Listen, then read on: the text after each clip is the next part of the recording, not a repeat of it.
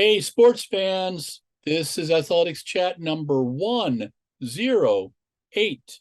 Stuart Weir, the gentleman in the blue on the top with the earphones, good looking guy from Oxford, England. I'm Larry Eder. I'm in the Laren Hall in Fort Atkinson, Wisconsin. And greetings, Stuart. Hi. Well, I don't know what your weather's like, but we were really warm last week, and suddenly it's freezing over here now. Just temperatures dropped dramatically in the last few days. We had what we typically do in Wisconsin. We had 3 or 4 days of rain, and the temperature dropped from the 70s. Now it's in a really nice, about mid 50s, and it'll stay here now for the next few weeks until we have our first snow. And Kathy planted a bunch of bulbs in the backyard, so they'll be ready for the spring. And we took a nice drive out in the country yesterday and enjoyed the leaf changing. We're not leaf peepers, but we were really enjoying the colors changing, so that was good. Picked up a few pumpkins. Yes, pumpkins.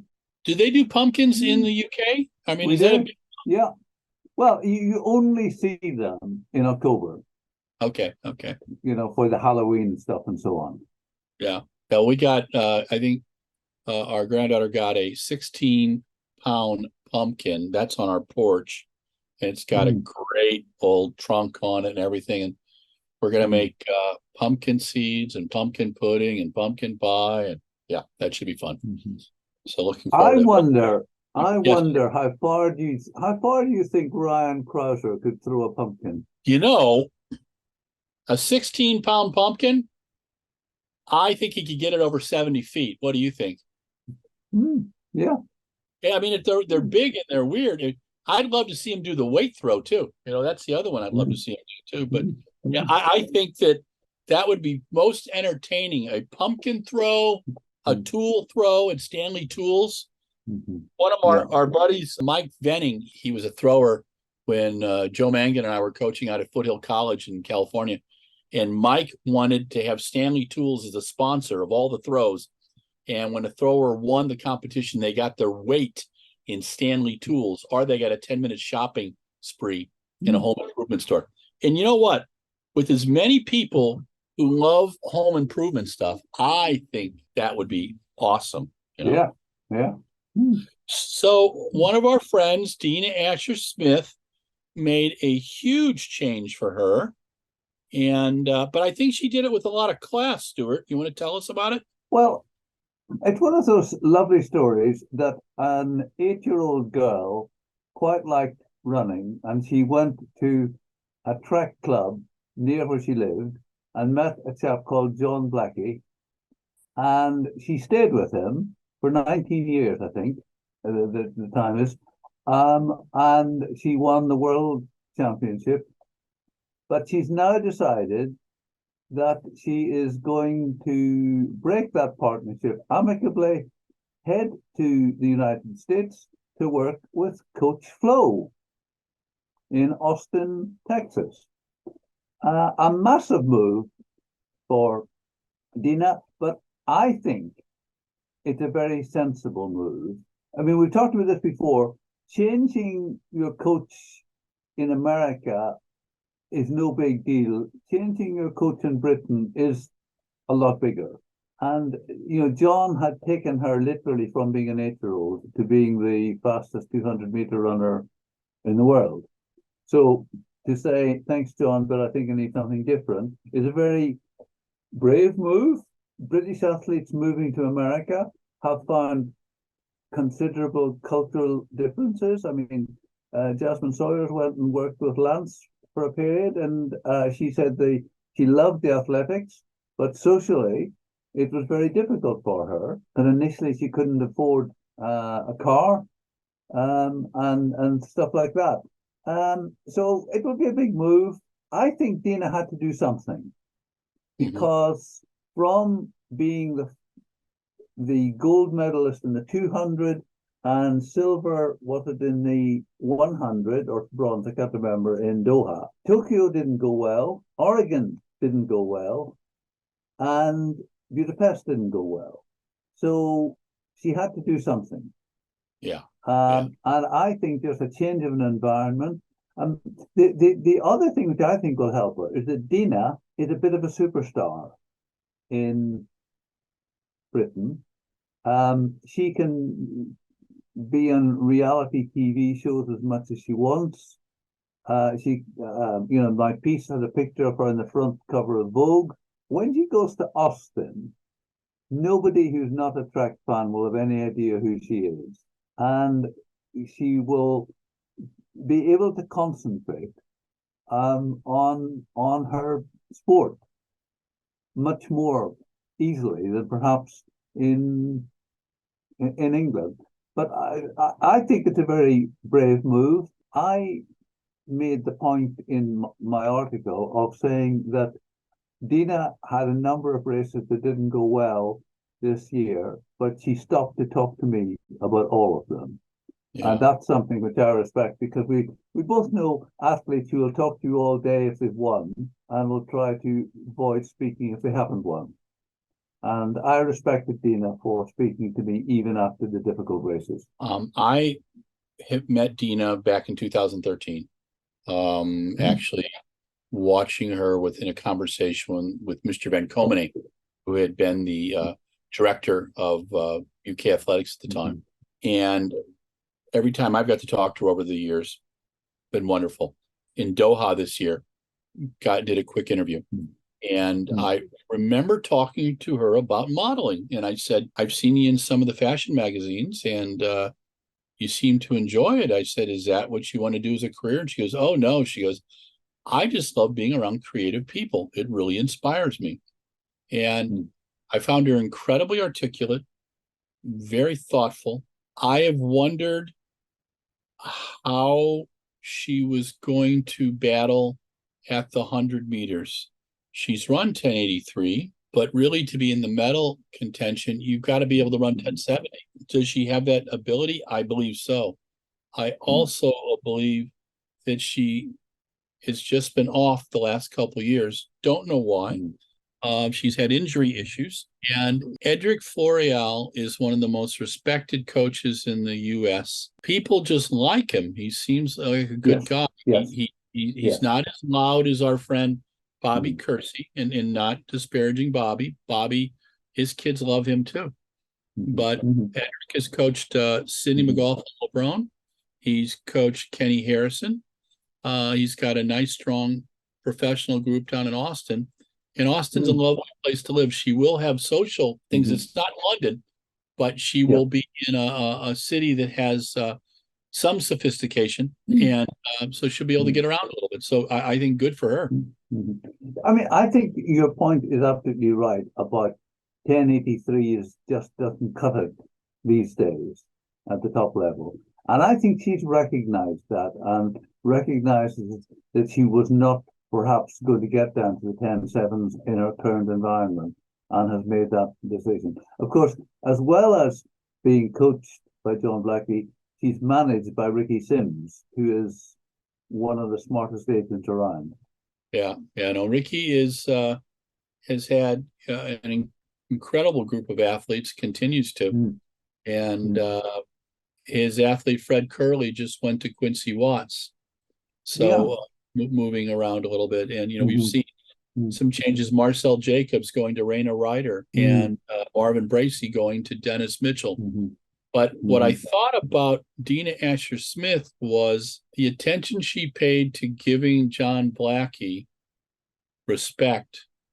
And it's another example of why she shines above many professional athletes in the way that she presents herself, and that after her career, she will have an incredible number of options, because guess what? She hasn't burned bridges. And a sponsor will go, wow, Dina Asher-Smith, she makes a lot of sense.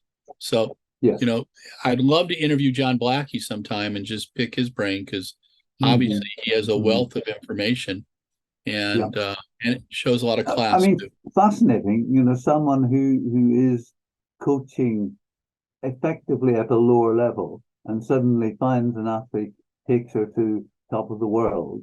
Yeah, that would be an interesting. Yeah. I mean, it's just like, so it's, we've seen Gemma Ricci change coaches this year.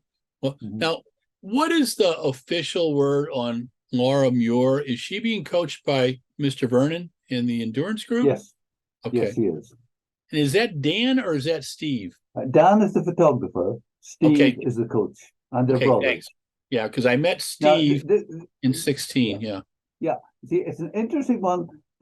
He is the head of endurance, and generally speaking, people with that kind of title do not act as personal coaches. And this was actually discussed with Stephen Maguire in Budapest. I mean, there's already a precedent because Scott Simpson, Yeah. who was sort of the head of pole vault for Britain, then became head of field events. And it was agreed that because he had coached Holly for so long, that it would be inappropriate to tell him he couldn't coach her anymore. And when Laura, as Stephen Maguire put it, was in need of a coach, the interim arrangement was for Steve Vernon to work with her. And when Laura then said, I really like working with Steve, I would like him to coach me, it was sort of against the protocol. But Stephen Maguire, who's a very sensible man and a very pragmatic man, said in the circumstances, it was the best option. Because how can we take someone like Laura, who has done so much for British athletics, and say to her, you can't have the coach you want? Yes. I mean, there is the potential conflict in the sense that he is responsible for all the distance runners, and he's coaching one of them. But I think it's a sensible move. It's right for Laura, and I have a lot of time for Steve Byrne. I've only met him this year for the first time, and I have a lot of time for him. So that is what's happening. Gemma has gone to John Bigg, who is the coach of several middle distance runners, including Elliot Giles.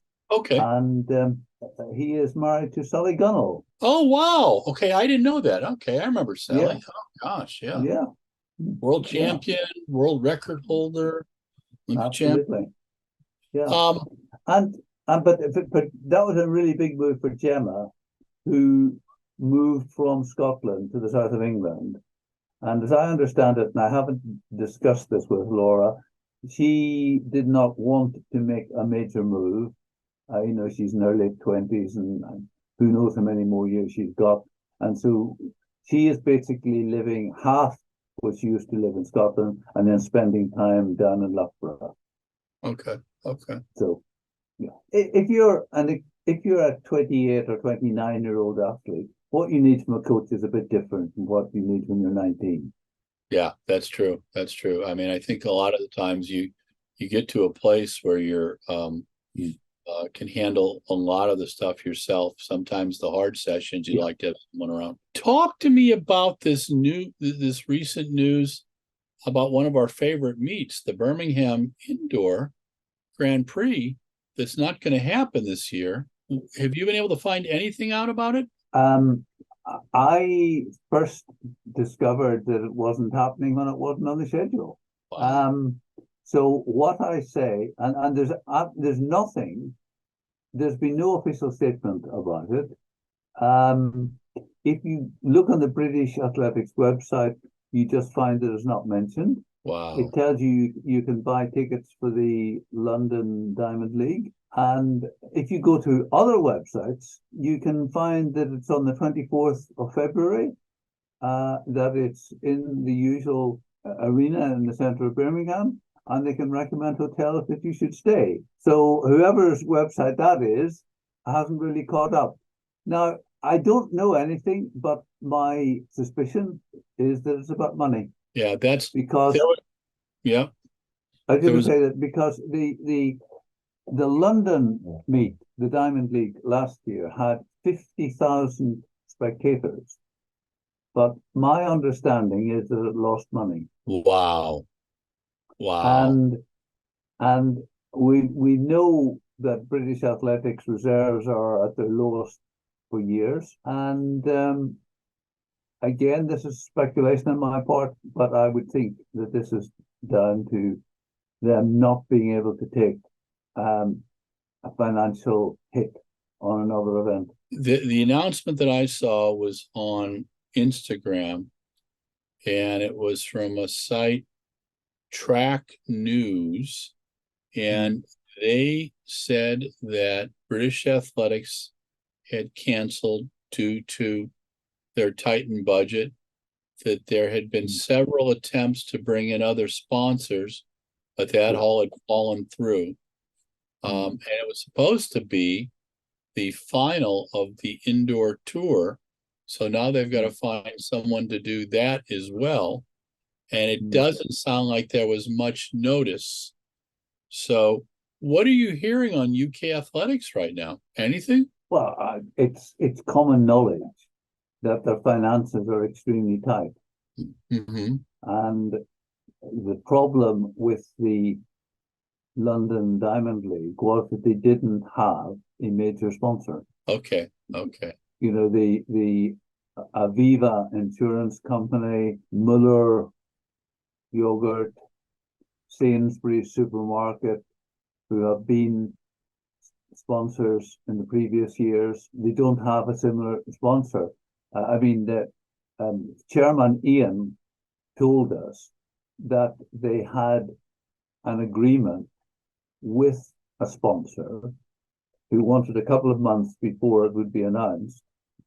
And then the state of the economy meant in the end that sponsor had to pull out because, I mean, I don't know what it's like in the States, but life is tough financially in Britain at the moment.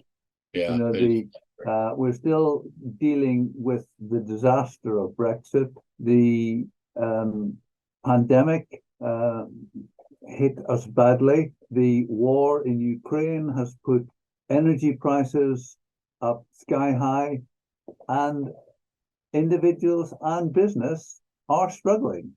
So there is less money around for non-essentials, and I think that is the problem. That is the problem. That makes a lot of sense.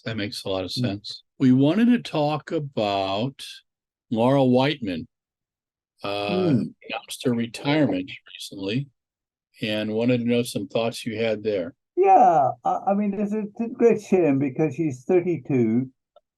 She hasn't run for over 2 years.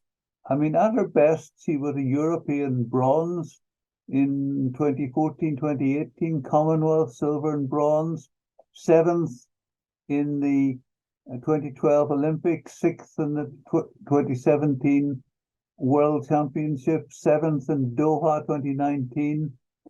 And she was coached by Steve Cram, and she was basically a 1500 runner who sometimes ran the 5000. She once told me that she thought her best distance was the 3000. If that was a championship distance, that would have been her event. But she's had injuries and just not been able to shake them off. And it's a great shame, really, because, I mean, 32 is not ancient for a distance runner, and she could easily have moved up to half marathon, perhaps. Yeah. That's what I was wondering too. And then you've had, who we didn't talk about recently was Charlotte Purdue, who had such a nice race in Berlin. And it was funny. I was with her coach, Nick Bedeau, in Budapest, and I asked how Charlotte was doing. And this was a month before Berlin. And he said, oh, she's going to run 222, 223, and he was spot on, and Charlotte's a lot of fun too, because she's really come up through the ranks and is one of your top marathoners, Yeah. We just had an interesting event here called the McCurdy Micro Marathon. It's the second one they had. They had 170 athletes, 77 men, and 36 of them hit the Olympic trials qualifier. I think 21 women hit it. Among them, Ben Blankenship. Ben was a 1,500-meter runner. He's being coached by Ryan Hall, and he's one of only 4 guys who've gone under 3:53 for the mile and have also broken 2:20 for the marathon. He ran a 2:16 in his opener. And so it sounds like it's going to be very interesting Olympic trials that we're going to have on February 3rd and 4th in the U.S. down in Orlando. And will you guys have an Olympic trials for your marathon this time around? Or will it be part of like London, or have they even decided that yet? No, we virtually never have a marathon trials. Usually London was it. Yeah, I think it will be. It will. I would expect it to be London, or alternatively, they sometimes just select on times and performances. Well, I know because in 2:21, Tom Bedford and his wife Jade put it on in that little course, and our friend Mr. Thompson, Chris Thompson, won there, and I was just very curious to see what. We've had while we were both on vacation, Sir Mo Farah ran his last professional race over at the Great Run. You did a nice on that. Any more thoughts on Mo? Obviously, he had that period when he could beat anybody in any race at 10K. Was interesting that when he stepped up to marathon, he just was nothing like a successful. I mean, he won Chicago, but that was all. Yeah. That he just didn't manage to have the dominance that he'd had at the shorter events. In a way, it was quite sad to see him failing to qualify for Tokyo on the track. Having done marathons, he came back to the track and couldn't get the qualifying time for Tokyo. So in a way, his career petered out a little bit. But people will remember him for his first success was in Daegu in 2011, but just what he did in London 2012, Moscow, Beijing, Rio, London, to dominate 10 and largely 5K as well was just something quite phenomenal for for someone who was living in UK, not an East African, not based.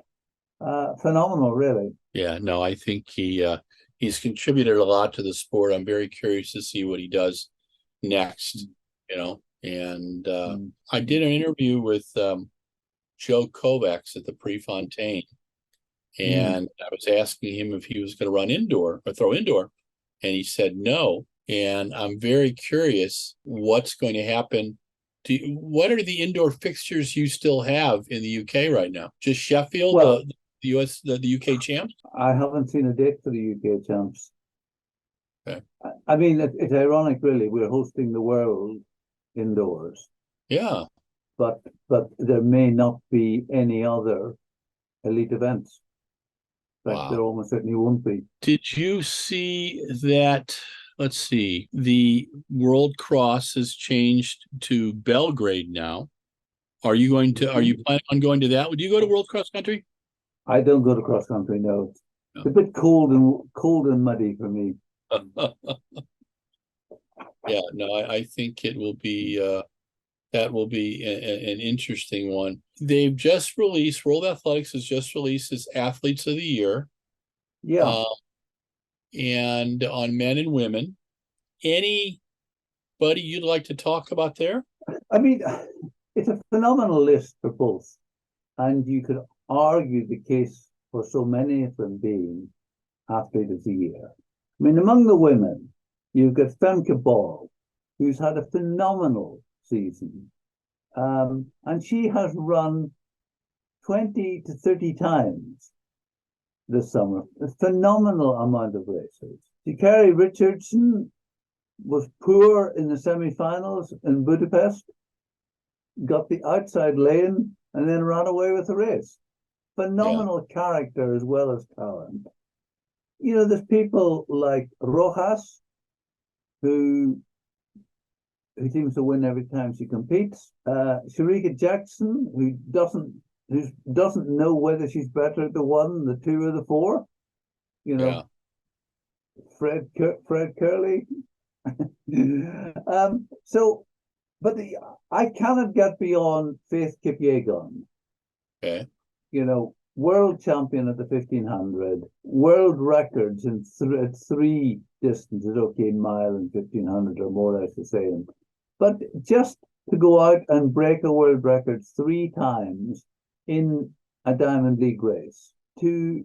Laura Muir says that she thinks that Faith is the greatest middle distance runner of all time, male or female. Wow. So I can't get away from her. But on the men's side, I'm finding it actually more difficult. To pick one. I mean, Krauser has been superb. And, I almost times feel a little balance with Ryan because he's such a nice person, that he'll take the time to talk to you. And the way that he had this illness issue, but still managed to be world champion. I mean, Karsten Warholm, superb, but then he loses in Zurich to McMaster. So that was fascinating. Jakob, I mean, he's done well at the 1500, the 2 miles, the 5K, but for the second time running, he did not win his principal event of the World Championship. So Lyles, superb. Yeah. For me, it would be between Krauser and Lyles, and I'll let you have the deciding vote. I think both of them are incredibly talented. I think Ryan doesn't get the respect he deserves. I think Noah Lyles is doing so much for the sport right now and elevating it, and opening it for a discussion so people are talking about it. General sports fans. I do think it's going to be between those two. As much as I love Mondo, he is going to be the athlete of his generation. I think we're going to see him around until possibly 2032 if he doesn't get bored. I think those two will be the athlete of the year right there. And so that's going to be really interesting. I mean, I wonder if Mondo is almost a victim of his own success. Mondo jumped 6 meters, isn't even news anymore. No. And now he's made the 620 plus. He's going to get, he's going to go higher. And his talent and his athleticism is really seen at those higher heights, but they don't think about how he manages the whole situation, in 6 or 7 jumps, Remember Katie Boone explaining to us how tiring it was for her in Eugene or in Budapest when she had to do 3 jumps and then come back and do 7 in the final. So all those things add up. And I'm with you about Faith Kipyegon. I do think there needs to be an honorable mention for Sifan Hassan just because of her races in Budapest and also winning 2 marathons. And the senior writer at Let's Run, Jonathan Galt, said that he was stupefied that Sifan wasn't nominated, and he had mentioned that she's the first 1500 meter runner who's won a medal and then also won 2 marathons. Also the same as the 5,000 meter runner who's won 2 marathons in a year.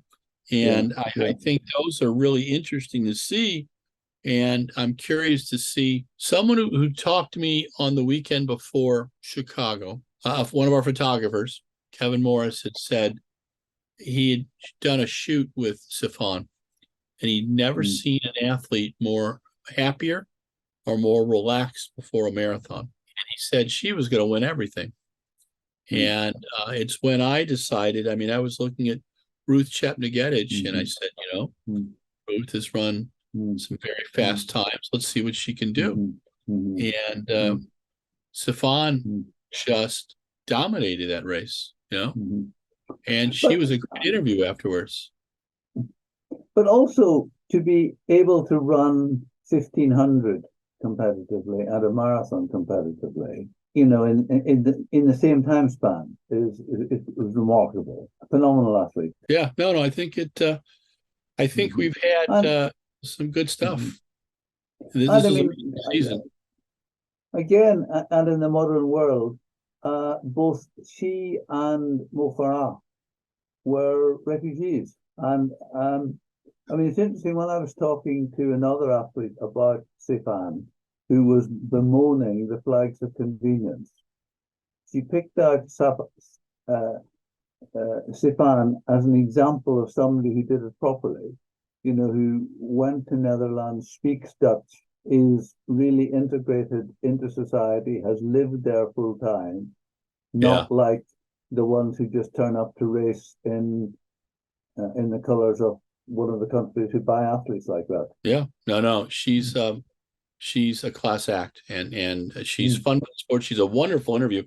In Chicago, I was asking her a series of questions, and she took the microphone from Kelvin Kiptoon and wanted to tell us, she looked straight into the camera, that how grateful she was with the fans on the course in Chicago, and how she'd love to come back. And I thought that was very classy. And I saw her walking around the hotel very relaxed on Saturday, at a time when you never see the elite athletes doing those things, And so no, Sifan it's going to be very interesting to see what she does in Paris. I suspect the 5:10 in marathon, but some people are talking about the 1,500 of the 5:10 in marathon. And I just kind of going, my gosh, there are limits, and you want to see what she can do. So I just think some of that's a little bit of silliness, but we shall see. But Stuart, you have survived. Go ahead. You got something to say? I could say the 100 meters is quite early in the program, so you can have a go at that as well. That's true. That's true. Now, if you look at it with the 100, I look right now. I'll tell you, it's going to be fascinating to see what happens in Paris. Looking back on the season this year with Noah Lyles, Noah developed just as he was supposed to, and other athletes just had little missing chinks. Fred Curley doesn't know what happened in that semifinal. I mean, he was annoyed at himself, and that's pretty Fred. I mean, that's pretty the way Fred is, and as we've seen him on different occasions. Marcel told us early on he had no clue what was going to happen. He'd run a 10:28, and then he ran a 10:18, then a 10:15, then a 10:11, and I mean, he got them a silver medal in the 4x1. The Italians did fantastic there. He just wasn't all there. And to be in the 100, you've got to be all there on both the men and women's side. If you have anything wrong, like, as you said, our friend Sha'Carri, she barely made it into that final. Yeah. But she gets in lane 9, and look what she does. Yeah. What do you think about Shelly-Ann Fraser-Price and Elaine Thompson-Herah? Couple more years? Well, after the Tokyo Olympics, I said to Shelley, Veronica did 5 Olympics. And she just laughed in my face and said, no way, no way. And then suddenly she started running faster and faster. But then, of course, this year she discovered that as you get older, if you get an injury, it takes longer to clear up. Yeah. I think Shelley will have a go at Paris, and that will be it. Okay.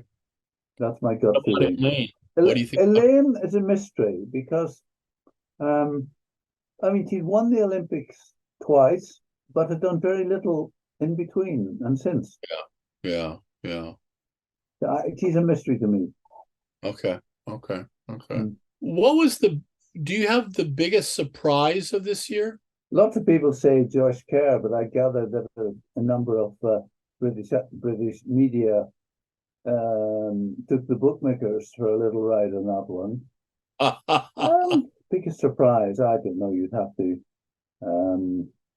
I need to think about that.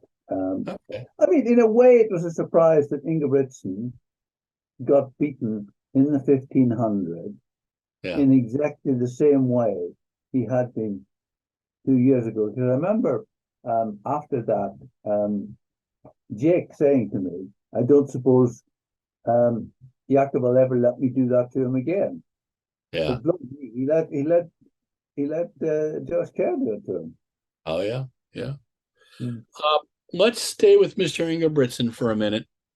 He's being coached by his brother Philip, I believe. But there was something that showed up on social media that said Gert, who was coaching Mr. Nordos, the young man, that wasn't being given a coaching credential in Budapest and would not be at Europeans or World Champs. So I sent a note off to Maggie Durand at World Athletics and said, Maggie, can you tell me what's going on? Am I missing something? And Laurent Bocquier, who used to put on the Aviva meet in the UK and helped with the Nike brand there for a long time, sent me a note and said, World Athletics and European Athletics do not credential coaches. That comes from the federation. So it's the Norwegian Federation who said, he's not on our list. So that's an interesting one.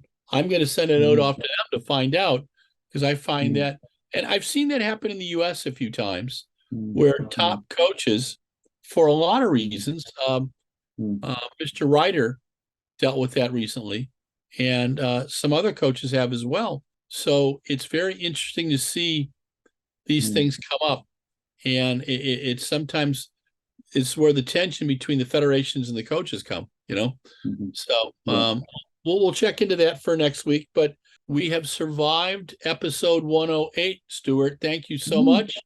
Thanks for your time. Have a wonderful evening. Thank you. This is Stuart Weir and Larry Eder, Athletics Chat 108. We thank Mike Deering for managing the production. Thank you for watching us, and we'll see you next week.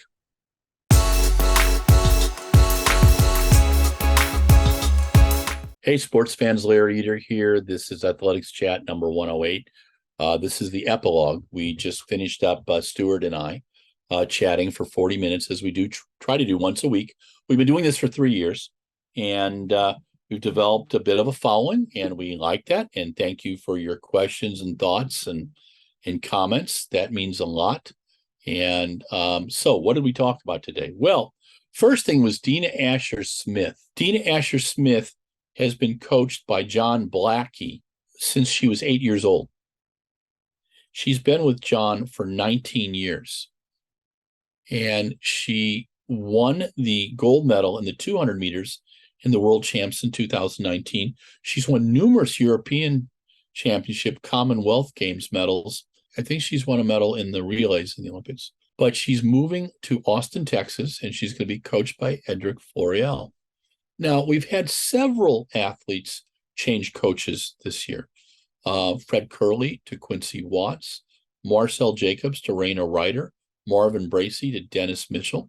For Americans, it's pretty routine. For European athletes who stay with their coaches, rather sometimes their entire career, it's not as big of an occurrence. The issue, I think, with Dina Asher-Smith is how she handled it.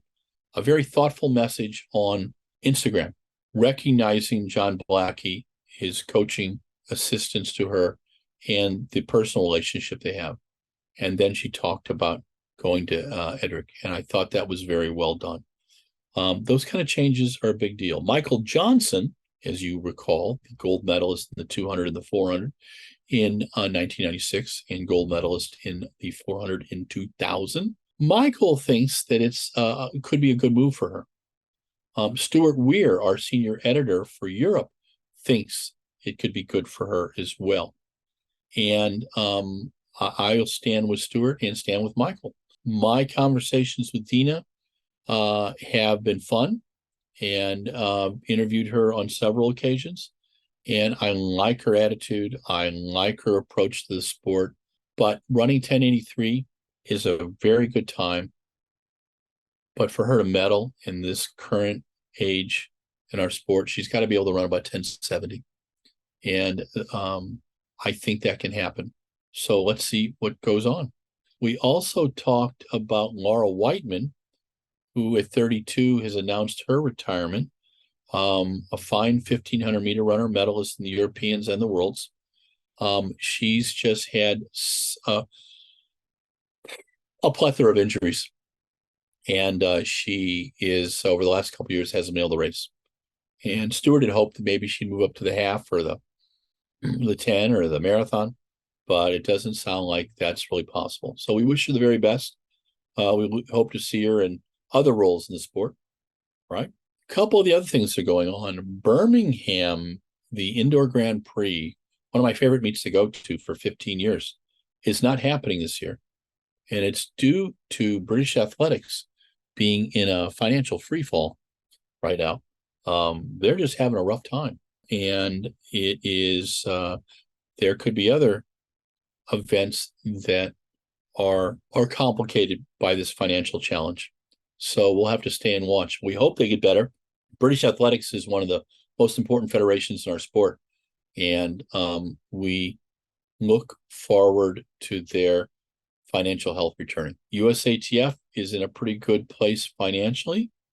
What doesn't seem to be in the best place is the federation's ability to communicate with its stakeholders. And I'm not casting aspersions. I'm not blaming anything. I think there needs to be a discussion about this process because it's not going well. Agents are upset, athletes are upset, fans are upset, sponsors are upset. How do we make this work? I don't think anybody's bad people, but I think that there are some things that are not being done. And I hope that that discussion can be furthered because I want to see USATF continue to grow and prosper. Okay. IOC is having some real issues. Recently, at the meetings in New Delhi, someone got up and tried to convince Thomas Bach to run again for president of the IOC. Now, most of us know that IOC presidential terms are limited to 12 years. It's that 3 4-year terms. Bach has several people waiting for him to depart so they can run. Among them, Seb Coe, president of World Athletics. We believe he's going to run. I think where he's focused right now is trying to put World Athletics into a place where that when he leaves, because this is his last term, that it's in fantastic shape. And the difference between the Diak era and the Coe era are night and day. And that will show his ability to manage World Athletics, or the IAAF, or no, IOC, excuse me, IOC. The IOC is having some challenges right now. They are in a period of change. There's change in their sponsorship relationships. There are changes in their television rights, which is where they get much of their money from. And it's a very important part of their money. And NBC is reevaluating how they're doing these things. And Australian TV has as well. IOC, put about $750 million into the Olympic Channel, which seems not to be going anywhere. especially when NBC is cutting back on that use of that in managing Peacock and using Peacock to promote all their broadcasting, because Olympic Channel just hasn't gotten the viewership. A gentleman named Patrick Nelly, yeah, got it right, yeah, Nelly, who was involved back in 1980. He was the man who put together the first sports marketing group outside of course Dassler's Adidas group to help the IOC and the IAAF then find sponsors. Did this incredibly expansive piece on InsideTheGames.biz, which is edited by Duncan McKay, which is the most important site on the Olympic movement. It's something you should really read. He gets the behind the scenes stuff done all the time. They really do a great job. He has a wonderful group of writers. But InsideTheGames.biz, make sure you check it out. But lots going on this week. We just had the Chicago Marathon. We just had the Ed Nuttycombe cross country. But we'll have a lot more to talk about next week. And thanks to Mike Deering for managing this production. Thanks to Stuart Weir for taking the time this late in the evening. Thank you, our readers, for checking things out. Run, jump, and throw today. Tell someone you love them. Do a random act of kindness. This is Athletics Chat number 108.